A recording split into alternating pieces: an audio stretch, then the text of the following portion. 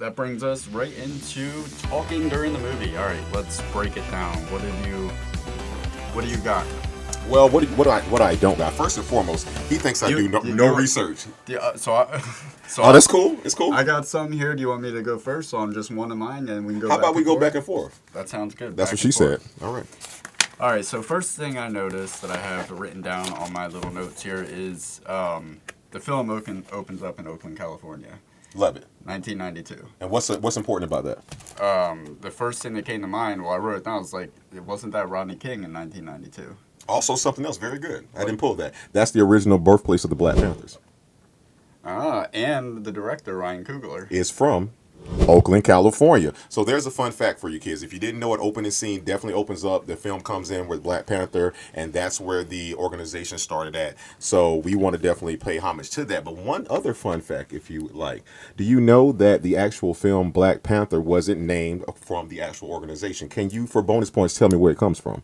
I can't tell you where it came from, but I do know that it was that it was the Black Panther comic. The character in the comic was predated 3 the months. Black Panther Party. About 3 months, 100% correct. And they actually changed it to, I think it was Black Leopard. Black Leopard. Yeah, was that what it was? Very, very for a very short period of time, and they realized we're like, no, That's not planned. No. That's not planned. But that just goes to show you that straight from the beginning, the powers that be over this thing that people have taken on as their own, the powers that be that are ultimately controlling it from the get-go never had their finger on the pulse of what society actually wants from this. And the moment when it could have been something that society rolled behind, they said, nah, let's change it. Yeah. But thankfully, you fans out there, all my comic connies that were probably 9 or 10 years old when this comic book was coming out, you fought hard for it to become Black Panther again. So thank you, and there's so much for that. It actually began in Oakland when Ryan Coogler was a teenager. He walked into a comic book shop. He said, I want to see a superhero that looks like me. That's when he got the Black Panther comic, and that's when kind of the inception of this film began, way back when he was a teenager and wanted to do this. Well, when you're talking about, it's funny you say that, because when he said he wanted to see a superhero that looked just like him, Black Panther was the first actual black superhero. Well, as far as Marvel and comic books are concerned, Action Jackson may be my first black superhero. That's a story for another day. There was some black cowboy too. That was reoccurring, but he was the actual superhuman strength. So before Blade, before Luke Cage or Storm or anybody like that, there was him. But what I wanted, most people don't know this. Like I say, not even people who've seen the film, 90% of them think that the name Black Panther came from the Black Panther movement, and as you've already mentioned, it was predated by that by 3 months. But actually, it's doper than what they actually think. This is what's dope. He was actually, the term Black Panther actually came from, and this is where the Black Panther movement got their name from the soldiers in World War II in the U.S. Army. There were a battalion of soldiers who were not allowed to fight aside Caucasian men for whatever reason. Who knows? Something about racism. I don't know. You got 400 years to cover that, kids. But they were not allowed to fight beside them, so they were doing so good, and they named themselves the Black Panthers. And that's from World War II. And that led all the way to the revolution of Black Panther and things we have going on now. I won't even fact check that because that sounds accurate, just in line with Marvel and the whole comic book world being in bed with the military complex and trying to sell that propaganda in some way or another. Definitely. Go ahead. So what else did you find on your journey down the black hole? Well, no pun intended. Not all these are just, some of these are just observations. So I'm watching it, and opening scene when T'Challa, he bursts down and he breaks up the human traffickers just to get the hell is no, we practiced this before the episode. No, you don't get to do that. If you're going to be doing a show and it's going to be awesome. Nokia. There we go. Nokia. Okay. There you go. Colonizer. You like Kias? Nah, I don't like no Kias, not Kia. All right, so he busts up her operation, and let me get this straight. She said, you've ruined an operation. I've been on this for weeks, months, whatever. Yeah. He just breaks in, kills them all, and just to tell her, I'm going to be crowned king, I want you to be there. My question is, they have all of the technology that you could want. They're flying around in aircraft. So why did you see uses bees? That little thing that was name did to get in the third act. You see them do that. He could not have phoned her.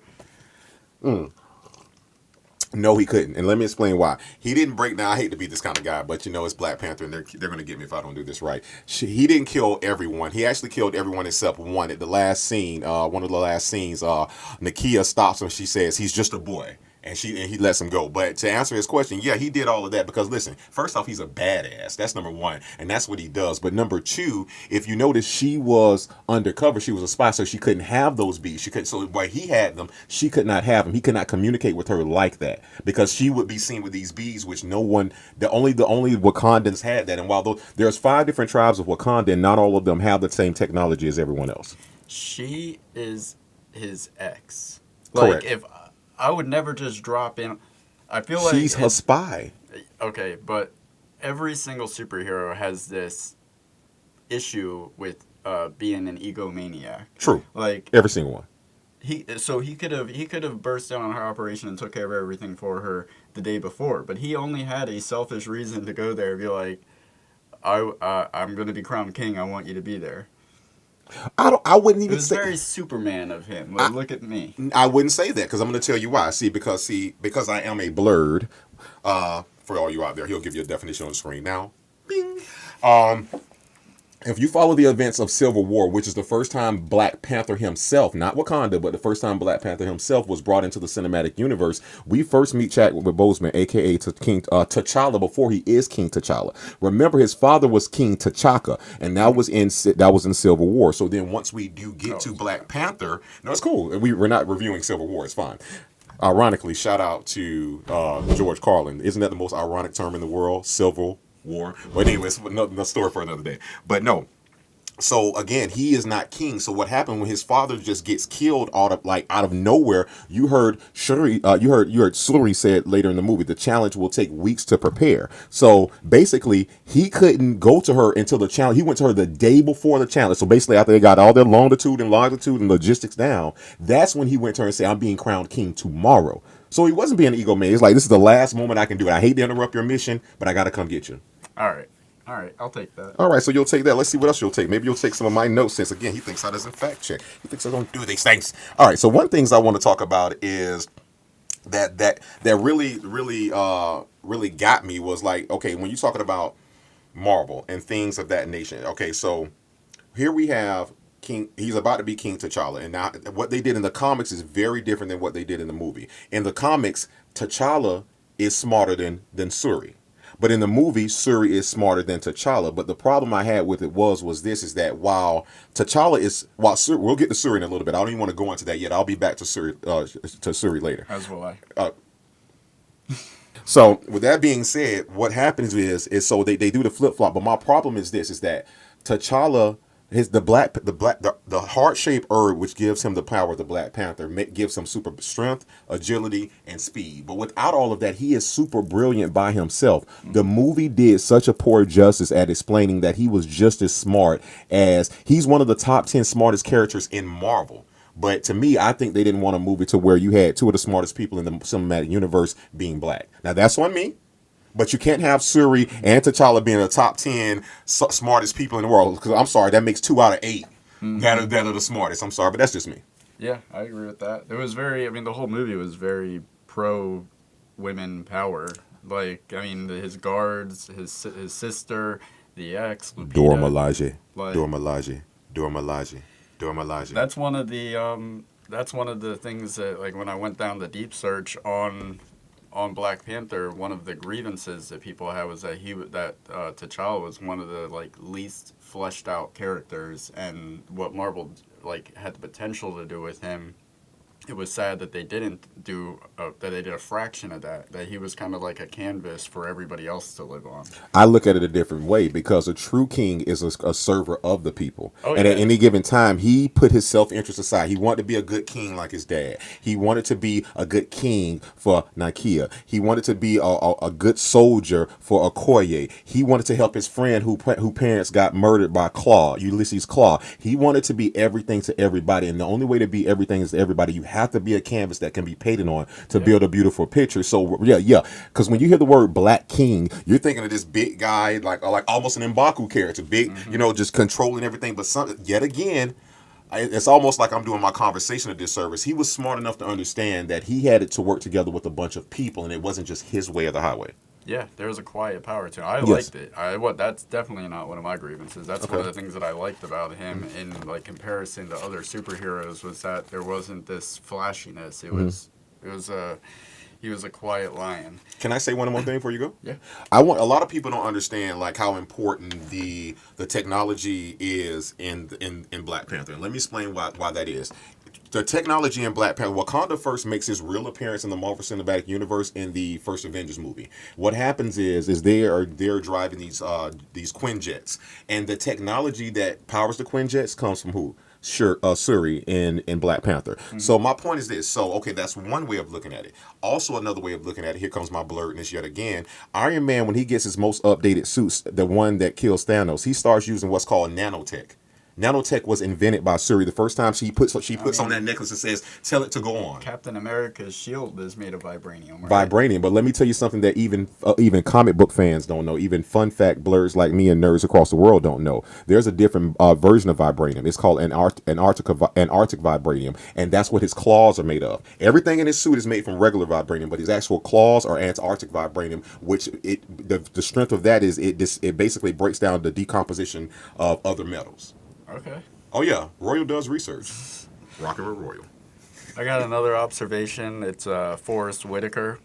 That's funny you say observation. Don't do him like that. I will preface this by saying that I am a Forrest Whitaker fan. Oh my God. Not so much a fan as I much as I got black friends. Yeah, I got black friends. What was the Jean-Claude Van Damme movie he was in back in the day with him? I'm getting my. Are you talking about? You're talking about Bloodsport. Yes. Coom, Okay. mate, I thought it was that one. I thought mate. it might have been Lionheart. Okay, but yeah, I'll just say this: in Black Panther, he is the first actor that I've seen that in the same movie deserves an Oscar and a Razzie. What is the Razzie for? I know what the Oscar is for. The Razzie is for any time that he is not being victimized in some kind of way or put into a corner where he has to express or he has to like emote. Just where Forrest Whitaker shines is when he is sad, when he's hurting, when he's expressing like grief or regret. Those moments Oscar worthy. Okay. But when you first see him, like when he's like the sorry, Yeah. son of Batu. Yeah, I was like, this is he's stretching himself beyond his capabilities here. He's the king of Scotland, man. Get it together. All right, I didn't buy it. But then when he was admitting to T'Challa that he was in that room, that he was the spy, and he was like, really, he was emoting. He was feeling bad. He was pushed into a corner. That moment, I was like, man, I love it when he gets teary-eyed. He can do that better than anybody, and I just want to hug him. He's being funny with the teary eye, but you know how to do it, don't you? But, like, on the note of when, like, the younger version of him, when you look back at that first scene, why is he still acting like, he's like, who are these girls at the door? Oh, he has to. You have to understand. But the gig is up. But it's not. But it is not. Because I'm going to explain why. Yet again, because I take notes and I look at these movies.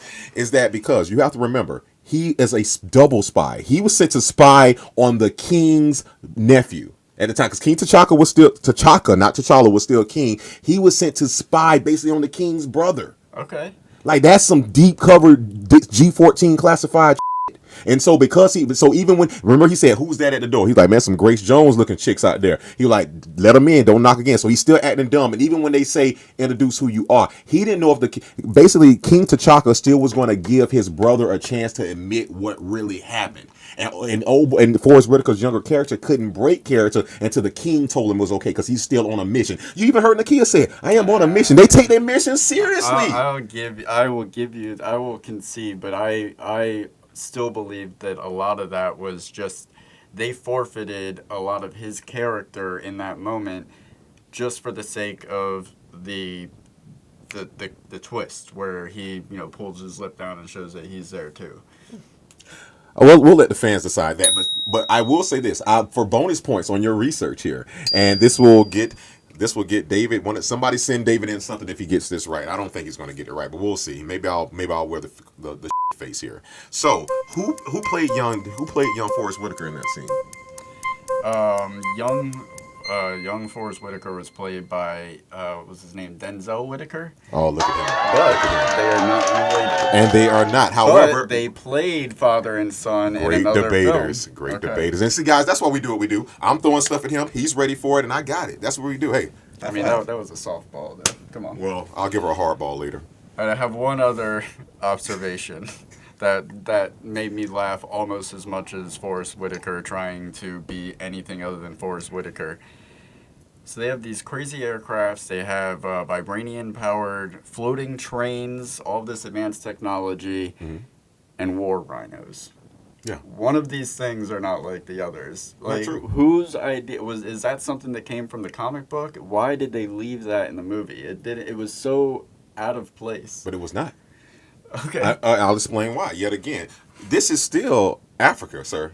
They're still in Africa. Animals exist, and the animals are going to be vibranium-laced animals. The horns that they were vibranium, and furthermore, they were the rhinos only existed to the border tribe. I mean, if anybody tried to come in here, we got to get them out. They got to know how serious we are. So they belong to the border tribe to make sure, hey, listen, we need the heavy artillery at the border in case something pops off. So nobody even, and that's just, the animals were not the worst, but they were the least strongest. But if you got past them, oh, you still in a world of hurt. So that's why they were there at the border tribe. Sorry, David. Try again. Now we would be remiss, definitely to rest in peace to two other people that had something to do with Black Panther. We have to pay homage now. Black Panther was, of course, created by Stan Lee. And Jack Kirby. So when you think about when they originally created these characters, like it back then, Stan Lee has always been known for trying to put out a message of not politics but society and his stuff. You mentioned that earlier. If you ever look at Professor X and Magneto,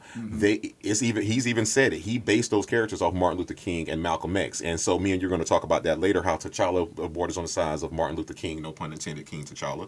And of course, Eric Killmonger, played by Michael B. Jordan, he leans towards the side of Malcolm X, no pun intended, X. See how they did that? Boom, dropping knowledge. Oh man, King X. That's funny that you compare T'Challa to Martin Luther King. Wasn't the CIA involved in the assassination of Martin Luther King? Yeah. Yeah, T'Challa is I'm pretty sure Martin Luther King was against the CIA, and T'Challa brought somebody from the CIA through the Wakanda borders. No way. They used Eric Killmonger like they used Malcolm X. And the reason why I say, if you want a reason behind my comparison, not to just throw out this stuff, if you look throughout the movie and you dig deep into the story, and this is where storylines, if you're ever doing a film, guys, and you want to talk about, you have to develop your characters have to make sense with the story. So if you dig deep into it, what happened was, you heard Eric Killmonger say, Wakanda has the weapons to liberate its people all over the world. When you talk about liberation, I'm not arguing the fact that Killmonger is very much like Malcolm X-esque, but I don't think that T'Challa and I just see it's not Wakanda's way to wage war on the world. He doesn't want to wage war. He wants peace. What did Martin Luther King want? Yeah, but didn't Martin Luther King say by any? Well, that was Malcolm X by any means necessary. Definitely don't take that out. Y'all heard that. But didn't Martin Luther King subscribe to that as well? Eventually, they had a meeting of the minds at the end. But as far as this film is concerned, if you had to paint them as characters, very soft spoken, very intelligent, very well dressed, that's Martin Luther King. Surface level for sure. Yeah. Now, don't get me wrong. I think what we saw in T'Challa that we didn't see in Dr. Martin Luther King is that the internal struggle of trying to figure out how he wants to go out there and be on that front line. He wants to be Malcolm X, but he's still King T'Challa. So I think that's kind of where he believes, because if you notice, this is what most people don't realize. If you're somebody like TG, I'll tell you who TG is later, but if you're somebody who didn't really dive into the film, Nakia was saying the same thing. She says she's been out into the world. She sees what's going on. The same thing Eric Killmonger said. The same thing M'Baku said. No king has come up here for years, and now you come talking of peace.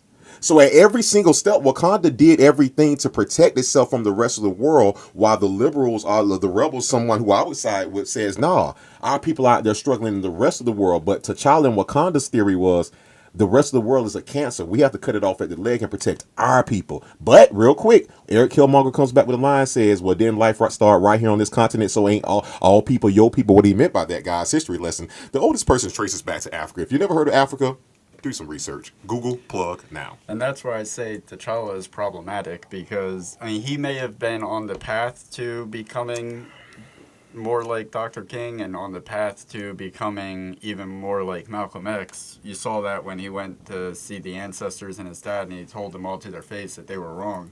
But he was Hmm. still stuck in the bureaucratic bullshit of it all. When I'm watching Killmonger 1, I think he's one of the most fascinating villains that has ever been created because Afghanistan, Duval, Moncrief.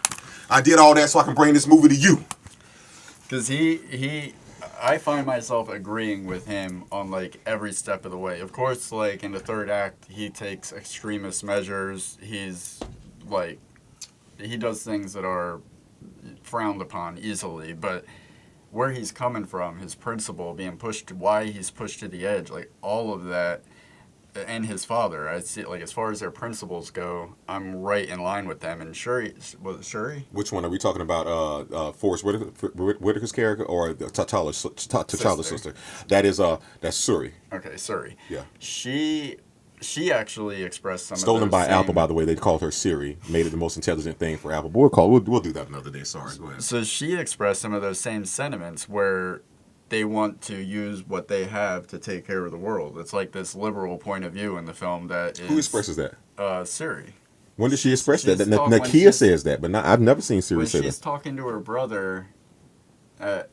Is in the beginning. I can't Okay. remember exactly Or the when. end. Which one? In the beginning, Okay. Okay. definitely in the beginning. Okay. Bible She reference. was, and that's because it was that one moment where I was like, okay, maybe, like that's going to be the reason why he evolves in his way of thinking about keeping Wakanda a secret.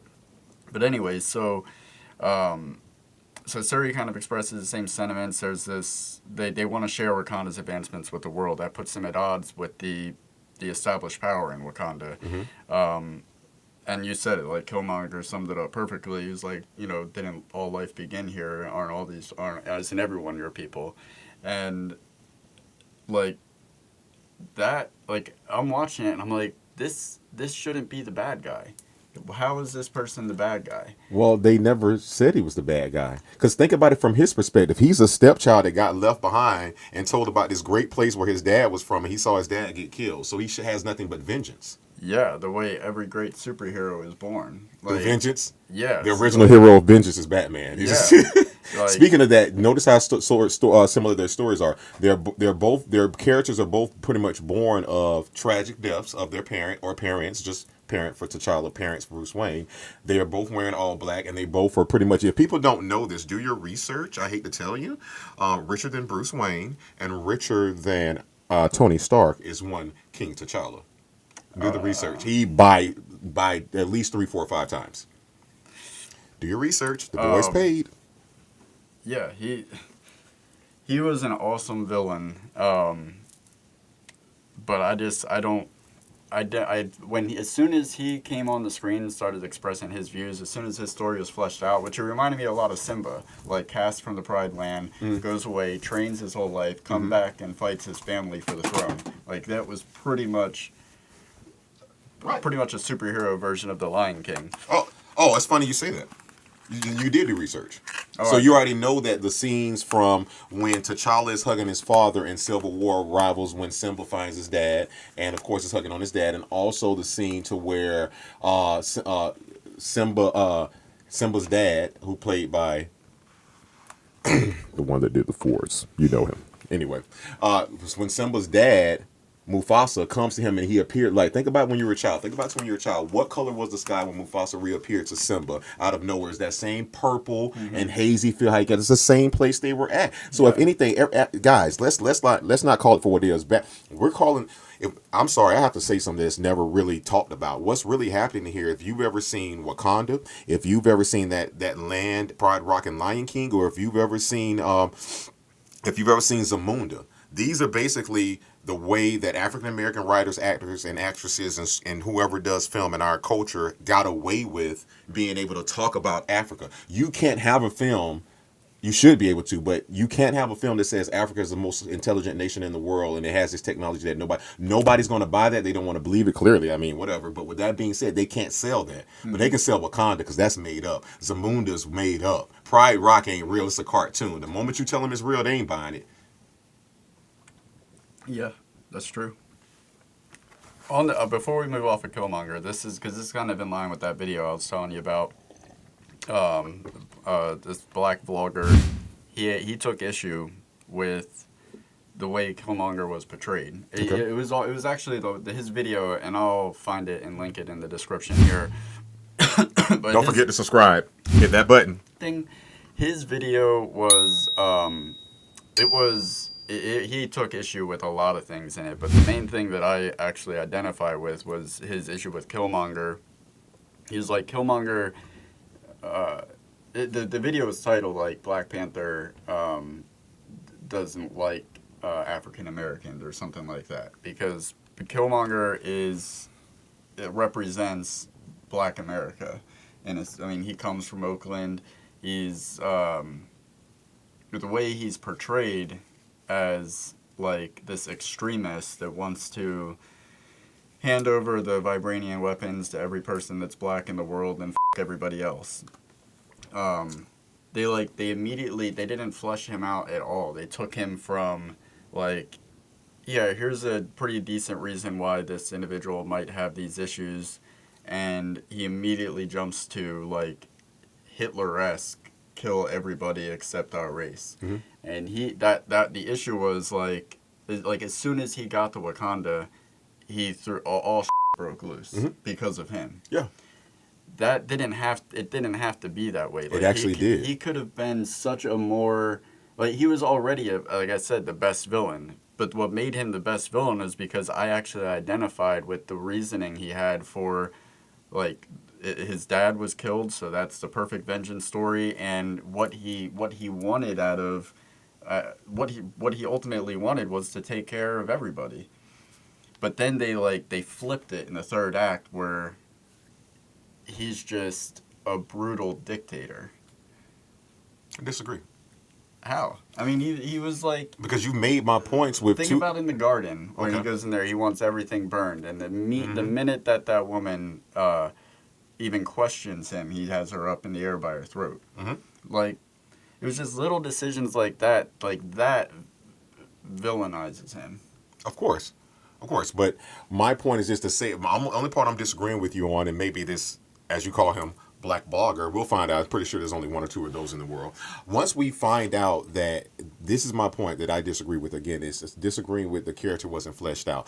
To me, it was fleshed out in a style almost as if you watching a movie, like a Quentin Tarantino movie, where it doesn't give you everything up front. It kind of like flips back and forth, and it's up to you to put the story together. Let me not give it to you. And the reason why I say that is this.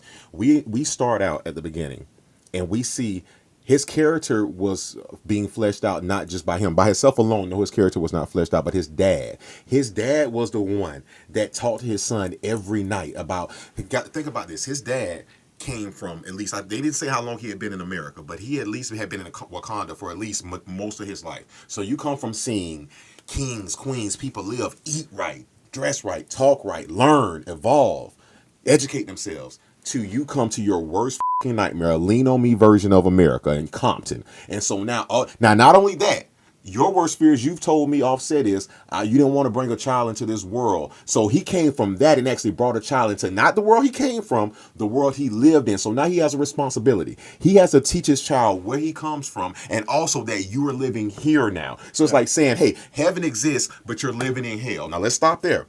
So, with that being said, all he wants to do is just be like his daddy. Any kid wants to be like his dad. Fast forward. He comes outside from playing basketball after seeing an alien ship leave and sees his dad with claws tatted all up in his chest.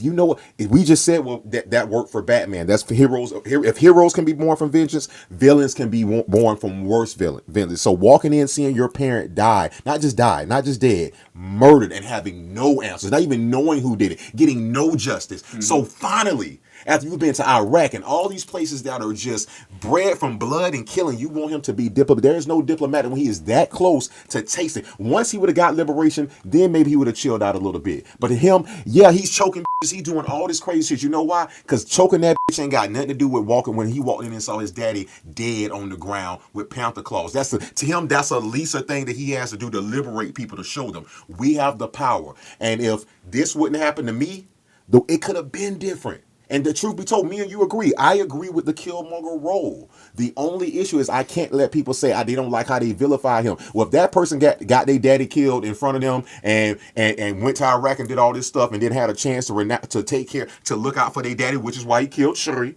When we were like, that's why he killed him. And then he wanted to kill Black Panther. But at the end of the day, they still develop his character at the very end. And I can't say why, because that's going to be my quote of the movie. So I'll stop. Okay. All right. So hey, I'm giving you a different size here, man. When he comes back and fights, and this is, all right, let's discuss the technicality in T'Challa's fight with Killmonger. Do we have to? Yeah, Killmonger clearly won. He clearly won. Yeah, he did. T'Challa, he had to be rescued, nursed back to health. He was given performance-enhancing purple drugs. And then he has the nerve to come marching back in like, hey, the challenge isn't over. Like, motherfucker, yes it is. You were dead on ice. If they moved you off the ice... No. I never freeze. That was some bullshit, man. It's not, bro. I never yielded. He explained himself. Yeah, I did not yield. He couldn't yield. He couldn't move until they. All we know is we thought he was dead. Yeah. That was when I saw that, I'm like, how am I supposed to be rooting for this dude? This is the little shithead like in football that like tries to get something on a technicality. Like, no, it was technicality. You lost, and you're coming back with infused with the purple stuff that you. No, that's not fair, because the purple stuff was still in his old uniform. Remember when they did the last fight, and I'll speak to that real quick. When they did the last fight, they took away the power of the Black Panther, and one of the things I wanted to, and remember, old boy Eric Killmonger had just taken the herb, so it would have been an unfair fight because Killmonger had the herb and he didn't. But that's okay. One of the things you mentioned earlier that I have to just really talk about is the Dora Milaje.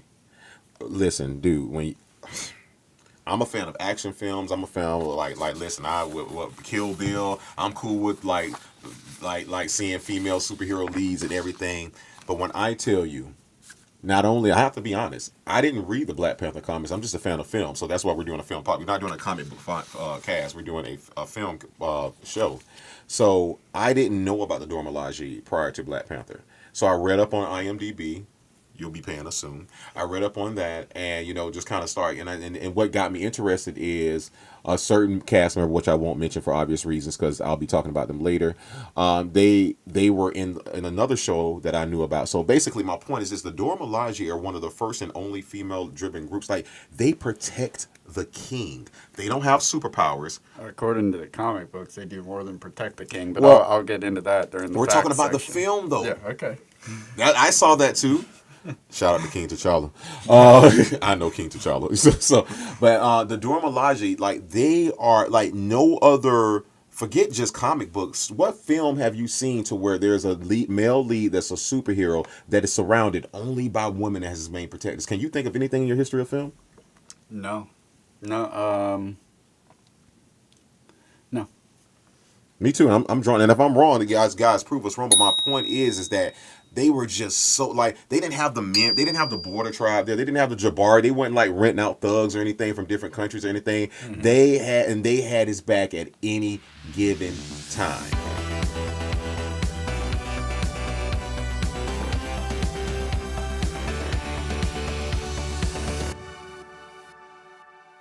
That's the trailer.